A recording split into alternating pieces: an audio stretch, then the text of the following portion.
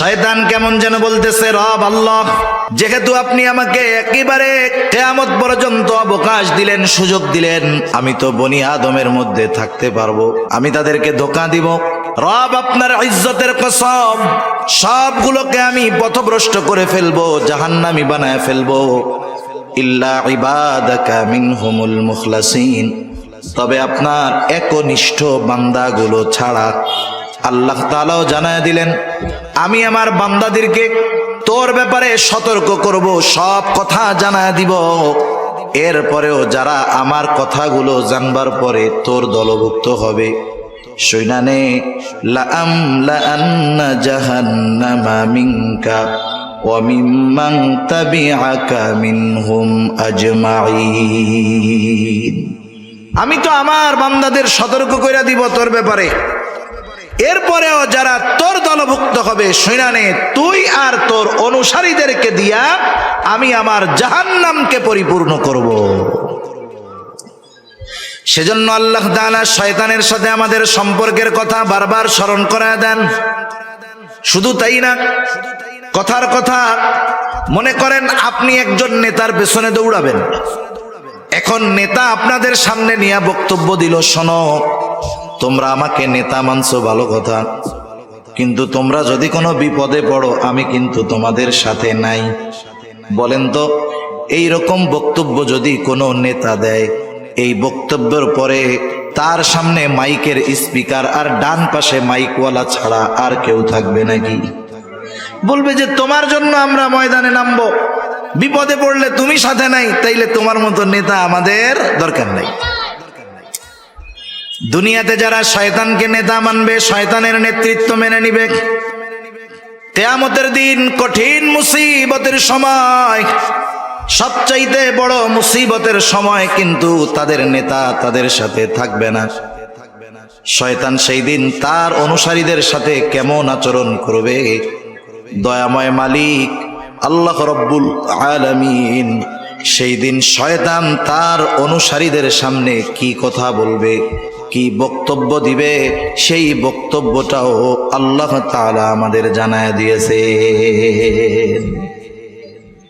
আল্লাহ তাআলা কোরআনুল কারীমের মধ্যে বলেন, وقال الشيطان لما قضي الأمر إن الله وعدكم وعد الحق ووعدتكم فأخلفتكم وما كان لي عليكم من سلطان إلا أن دعوتكم فاستجبتم لي فلا تلوموني ولوموا أنفسكم ما أنا بمصرخكم وما أنتم بمصرخي إني كفرت بما أشركتموني من قبل।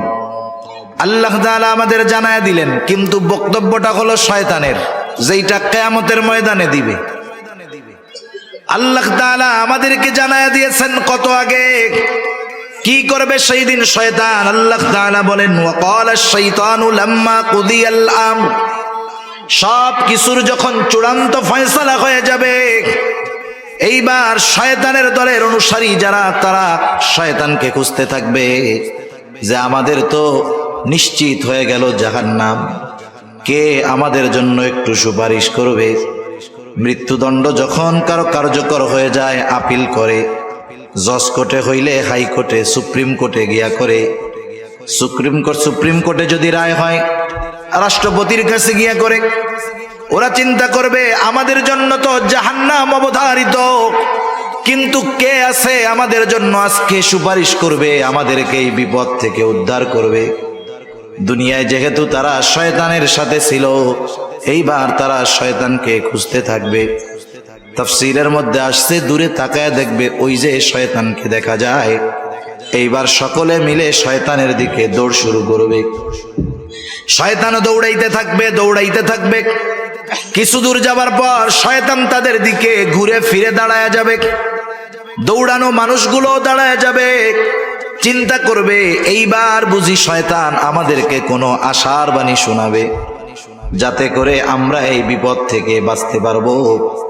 ওই দিন দাঁড়ায়া শয়তান গোটা দুনিয়ার শুরু থেকে নিয়ে শেষ পর্যন্ত তার যত অনুসারী ছিল তাদের সামনে যেই বক্তব্যটা দিবে আল্লাহ তাআলা সেই বক্তব্যটাই বলতেছেন।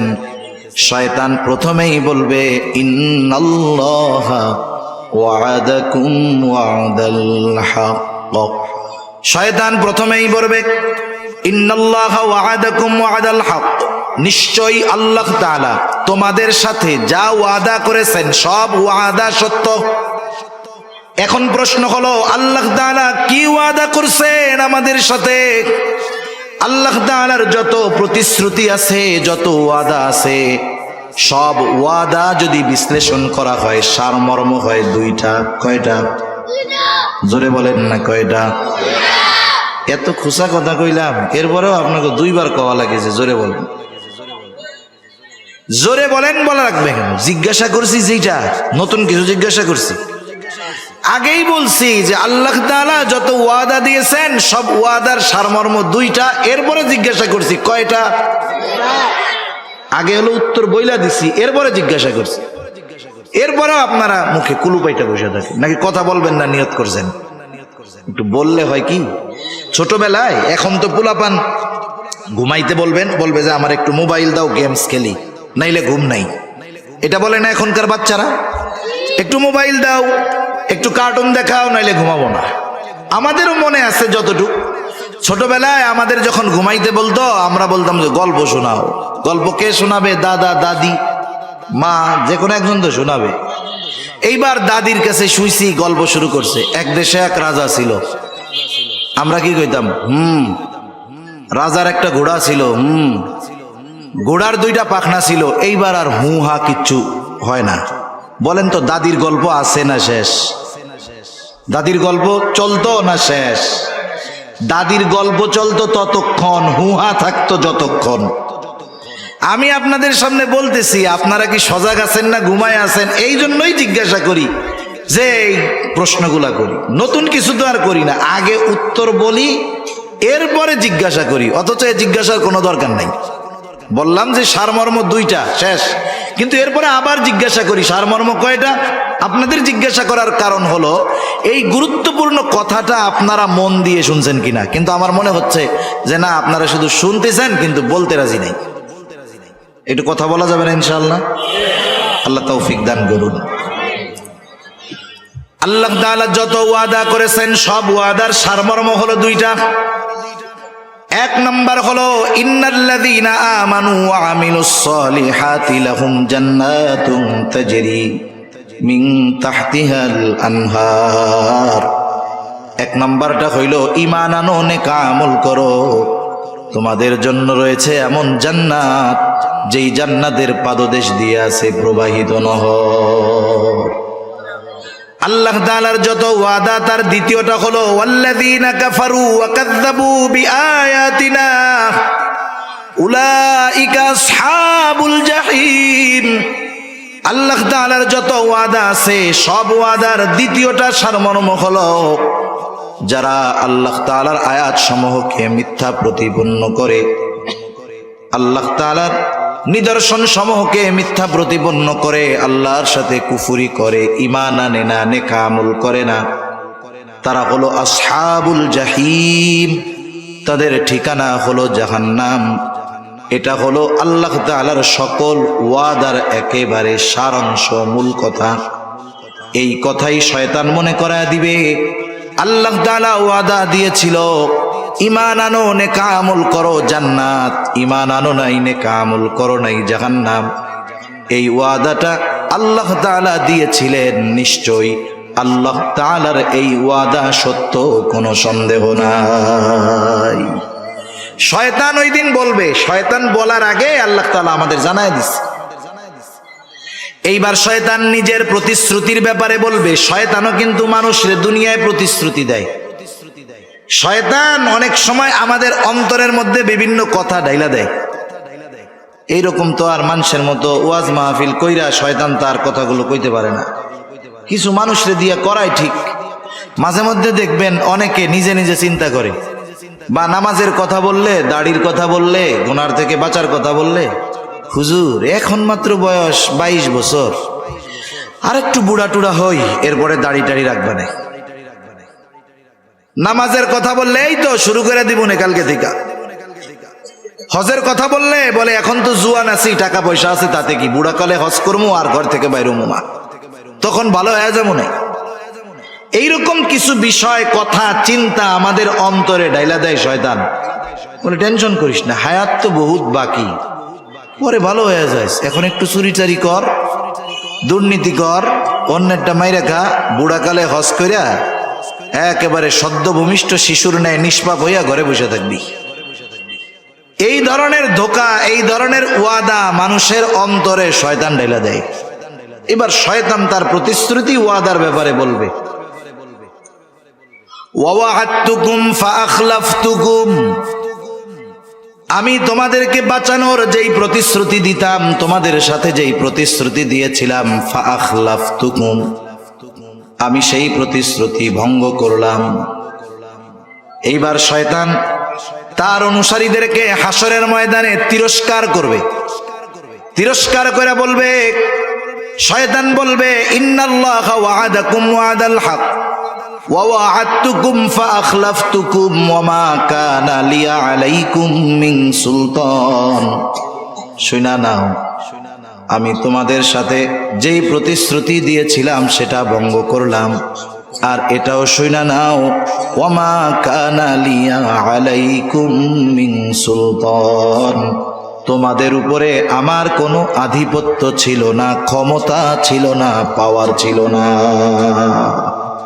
তোমাদের উপরে আমার কোনো অধিকার নাই, কোনো ক্ষমতা নাই। কেন নাই? শয়তান কি আমাকে বানাইছে? আমাদের বানাইছে কে? আরো জোরে, কে? আল্লাহ হলে আমাদের, আল্লাহ হলেন আমাদের খালিক, আল্লাহ আমাদের রব, আল্লাহ আমাদের রাজ্জাক, আল্লাহ আমাদের মালিক।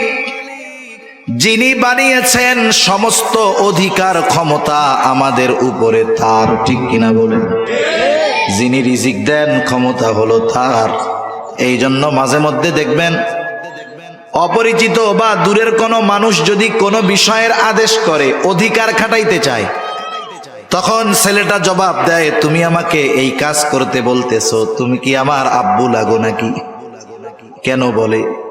তার মানে তুমি যেই কথাটা বলছো, যেই অধিকার আমার উপরে প্রয়োগ করতেছো, এটা প্রয়োগ করার ক্ষমতা আমার বাপ রাখে, তুমি না।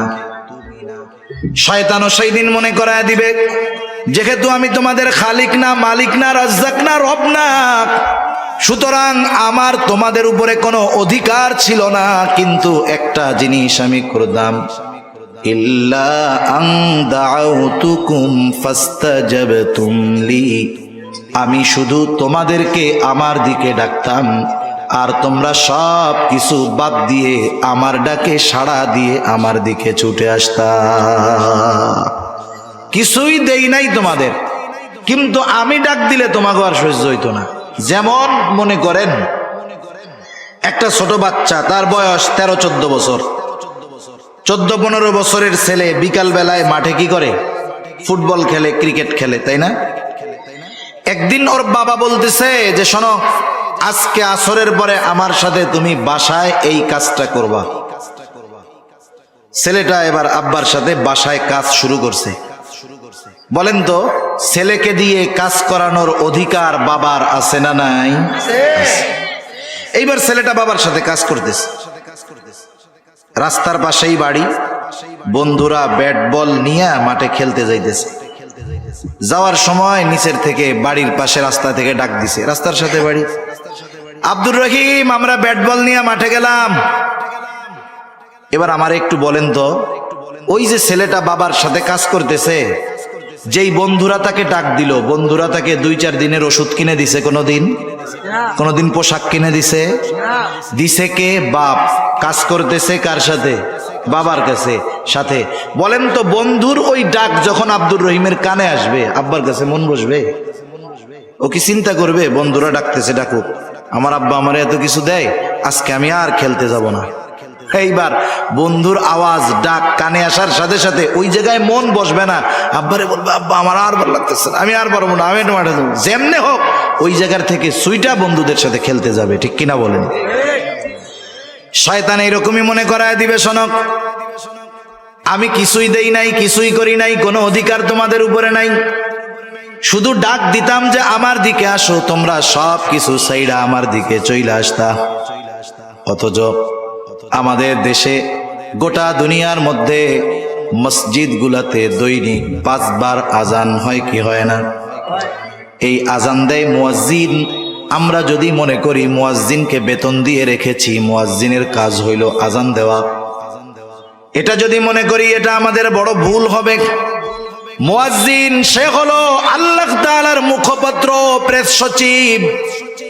আল্লাহ তাআলার মুখপত্র, প্রেস সচিব। এই জন্য কোন ব্যক্তি যদি ইখলাসের সাথে মুয়াজ্জিনি করে, কিয়ামতের দিন হাদিসের মধ্যে আসছে আল্লাহ তাআলা তার ঘাড়টাকে লম্বা বানায় দিবে। কিয়ামতের মানুষ বুঝতে পারবে এই ব্যক্তি দুনিয়ার মধ্যে মুয়াজ্জিন ছিল। এখন এই মুয়াজ্জিন আমাদেরকে কার দিকে ডাকে বলেন তো? আল্লাহর দিকে ডাকে। আল্লাহ তাআলা সেই কথা স্মরণ করায় দেন। আল্লাহ তাআলা বলেন, ওমান আহসানু কওলাম মিম্মান দাআ ইলাল্লাহ, তার চাইতে উত্তম আহ্বানকারী আর কে আছে যে মানুষকে আল্লাহর দিকে ডাকে? মুয়াজ্জিন দৈনিক 5 বার আজান দেওয়ার মাধ্যমে আমাদেরকে আল্লাহর ঘরের দিকে ডাকে। আজান যখন দেয় আমরা বুঝি আমাদেরকে যেতে হবে কার ঘরে? আরো জোরে বলেন না, কার ঘরে? বলেন তো, কারো ঘরে কারো অনুমতি ছাড়া ঢোকা জায়েজ আছে নাকি? ওয়াজ খালি আমরা শুনি, কিন্তু ওয়াজ নিয়ে ফিকির করি না, চিন্তা করি না। ঘর হলো আল্লাহর, ডাকতেছে মুয়াজ্জিন, তার মানে মুয়াজ্জিনকে আল্লাহর ঘরে ডাকার অনুমতি আল্লাহ তাআলা দিবেন। ঠিক কিনা বলেন? তাহলে যদি সহজ কথায় বলি, এই ডাকটা মূলত মুয়াজ্জিনের না, ডাকটা কার? আপনার কাছে আপনার এলাকার সম্মানিত চেয়ারম্যান সাহেব অথবা এমপি সাহেব একজন লোক পাঠায় বলছে যে ভাই এমপি সাহেব আপনাকে ডাকছে, আমাকে ডাকতে বলছে। বলেন তো, ওই লোকটা যত ছোট হোক, সামাজিকভাবে তার যত সম্মান কম হোক না কেন, আমি আপনি যদি ওই লোকের কথাটাকে ফিরায় দেই, তার কথা ফেরানো হবে না, বরং এমপি সাহেবের কথা ফিরায়া দেওয়া হবে। মুয়াজ্জিন সে যে হয় হোক, ডাকতেছে আল্লাহর দিকে, আল্লাহর আদেশে সে ডাকতেছে। এখন চিন্তা করেন, আল্লাহ তাআলার এই আহ্বান, আল্লাহ তাআলার এই দাওয়াত যে বান্দা আমার ঘরে আসো, আমার ঘরে আসো, নামাজ পড়ো, নামাজের মধ্যে কল্যাণ। শয়তান সেই দিন মনে করায় দিবে আমি ডাক দেওয়ার সাথে সাথে সব থইয়া চইলা আসছো, কিন্তু আল্লাহ তাআলা দৈনিক তোমারে 5 বার তার ঘরে দাওয়াত দিছে, যাও নাই। ইল্লা আন দাউতুকুম ফাস্তাজাবতুম লি, যেই আল্লাহ তোমারে খাওয়াইছে, যেই আল্লাহ তোমাকে বানিয়েছে, যেই আল্লাহ তোমার রব, তার ডাকে সাড়া না দিয়া আমার ডাক শুইনা চইলা আসছো। তোমার মতো নাফরমান আর কেউ নাই। তোমার এই পরিণতি যে হয়েছে, এই জন্য তুমি আমারে বকা দিও না। ফালা তালুমুনি ওয়ালুমু আনফুসাকুম, আমাকে তিরস্কার কইরো না, আমারে ভৎসনা কইরো না। তোমরা নিজেরা নিজেদেরকে তিরস্কার করো, ভৎসনা করো।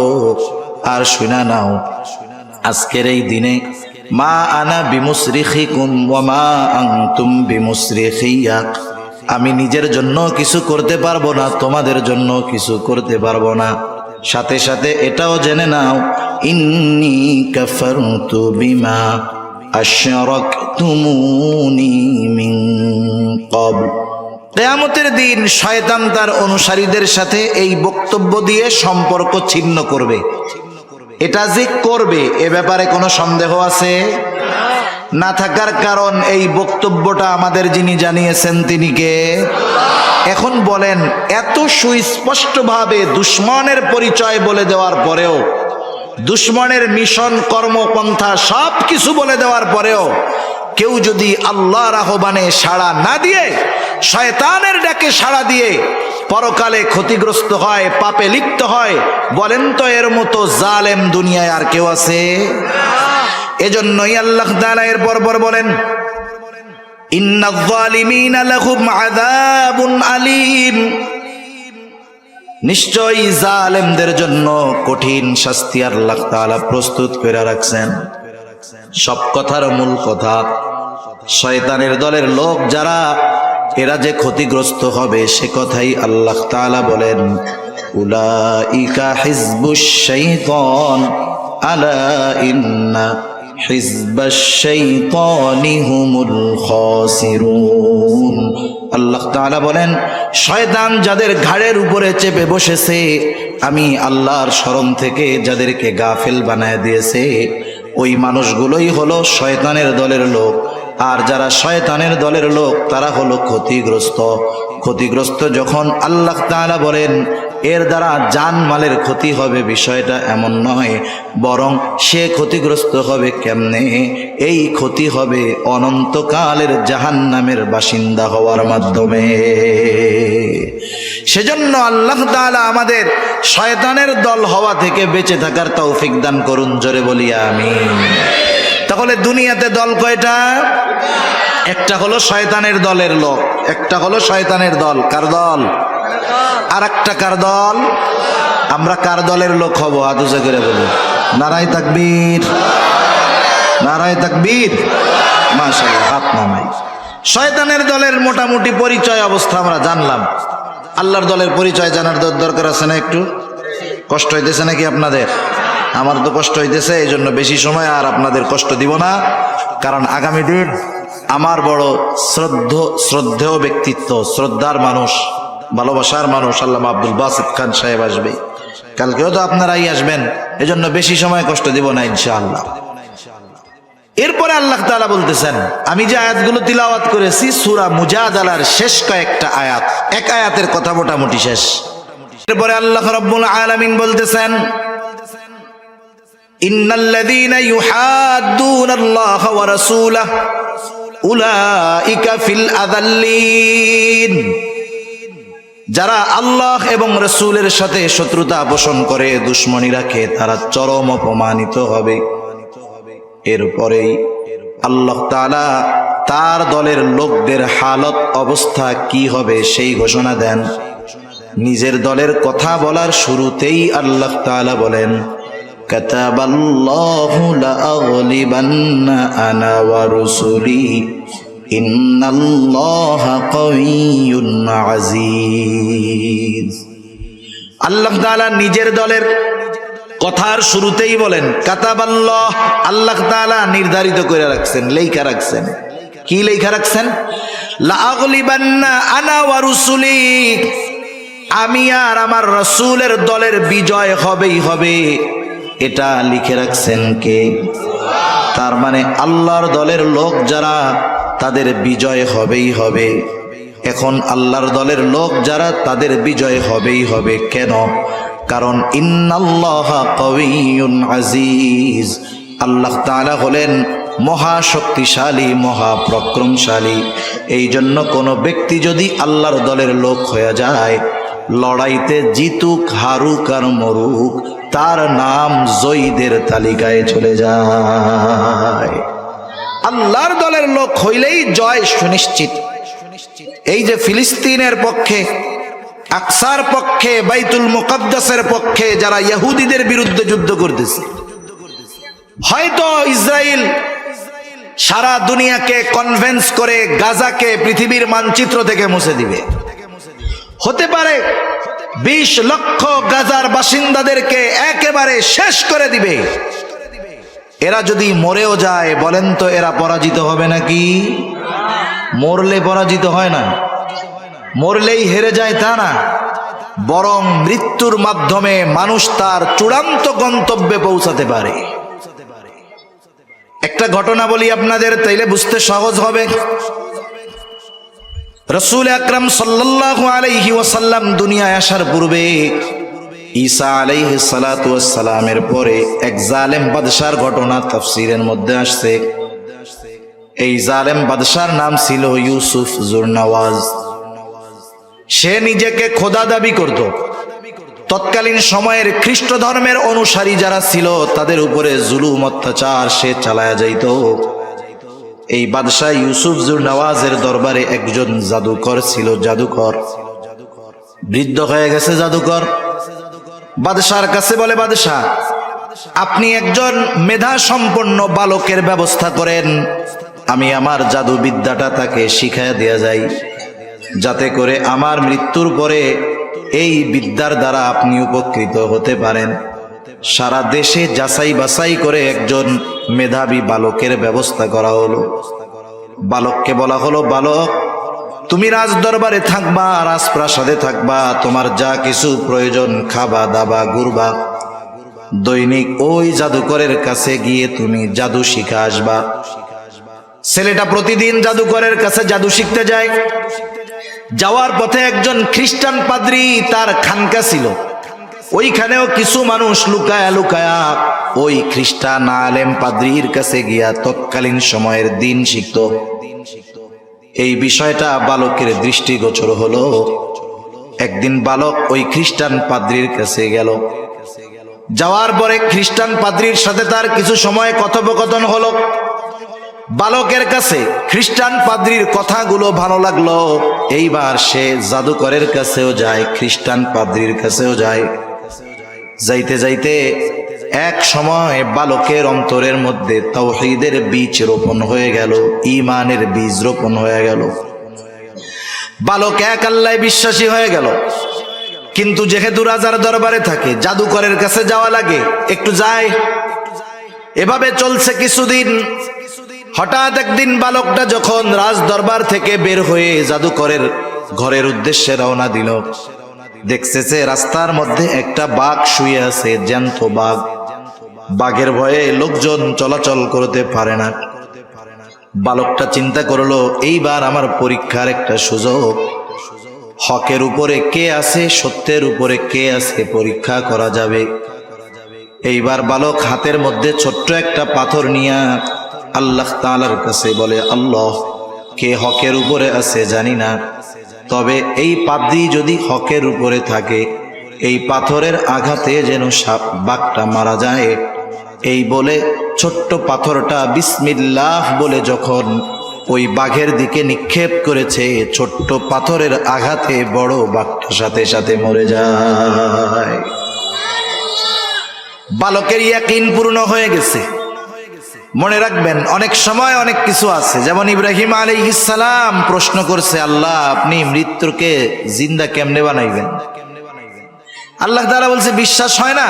বিশ্বাস তো হয়, তাহলে কেন? লিতাতমাইন্না কলবি, আমি আমার আত্মার প্রশান্তির জন্য একটু দেখতে চাচ্ছি, অবিশ্বাসের কোনো কিছু নাই। বালকের বিশ্বাস পূর্ণ হয়েছে, তবে ইতমিনানের জন্য সেটা পরীক্ষা করছে। যখন সব কিছু কমপ্লিট, এইবার গেছে পাদ্রীর কাছে। পাদ্রীর কাছে গিয়ে বলতেছে, এই ঘটনা, আমি এটা করছি আর এটা হয়েছে। পাদ্রী বলতেছে, বালক তুমি তো কামেল হয়ে গেছো, ঈমান পরিপূর্ণ হয়ে গেছে, অচিরেই তোমাকে পরীক্ষার সম্মুখীন হওয়া লাগবে, মুসিবত তোমার দেখা দিবে। তখন যদি তুমি বিপদে পড়ো, মুসিবতে পড়ো, খবরদার আমার নামটা প্রকাশ করো না, গোপন রাখো। যাই হোক, আতর তো এমন এক জিনিস, এটা যতই লুকায় রাখেন, বাহির করলে ঘ্রাণ বের হবে কি হবে না? ঈমানের ঘ্রাণ, সুঘ্রাণ, এটাকে লুকায় রাখা যায় না। ঈমানের সুবাস বাতাসের মধ্যে ছড়ায়া যায়। বালকের খবর তো এখনো পৌঁছায় নাই বাদশার কাছে, কিন্তু ওই বালক রাজ দরবারে যখন থাকতো, বালকের সাথে একজন উজির সময় দিত, যে ছিল অন্ধ, দুই চোখে দেখে না। বালকটা এবার উজিরে বলতেছে, কথায় কথায় তো জানছে। উজির হয়তো বলতো, আমার চোখ দুইটা যদি ভালো হইতো, কতই না ভালো হইতো, দুনিয়াটা দেখতে পারতাম। বালক এইবার উজিরকে বলে, উজির তোমার চোখ ভালো হয়ে যাবে, কে ভালো করবে? বালক বলে, আল্লাহ ভালো করবে, তবে শর্ত হইল আল্লাহর প্রতি ঈমান আনতে হবে। বলে ঠিক আছে, রাজি। এইবার বালক দোয়া করল, অন্ধ উজির দৃষ্টি শক্তি ফিরে পাইল। ঈমান আনলো উজির। পরের দিন সকাল বেলায় যখন রাজ দরবারে গেছে, এতদিন তো ছিল অন্ধ, এখন চোখে দেখে। বাদশাহ জিজ্ঞাসা করতেছে, কি ব্যাপার, তুমি না কানা ছিলা, অন্ধ ছিলা, ভালো হইলা কেমনে? উজির এবার বলতেছে, আমাকে ভালো করছে আমার আল্লাহ। বাদশাহ বলে, কি বলিস? আমি হইলাম তোর আল্লাহ? কোন আল্লাহ তোরে ভালো করলো ক? এইবার উজিরের উপরে জুলুম অত্যাচার। উজির জুলুম অত্যাচারের তীব্রতায় বলে দিল, এই বালক এইভাবে আমার চোখ ভালো করছে, বালকের হাত ধইরা আমি ঈমান আনছি।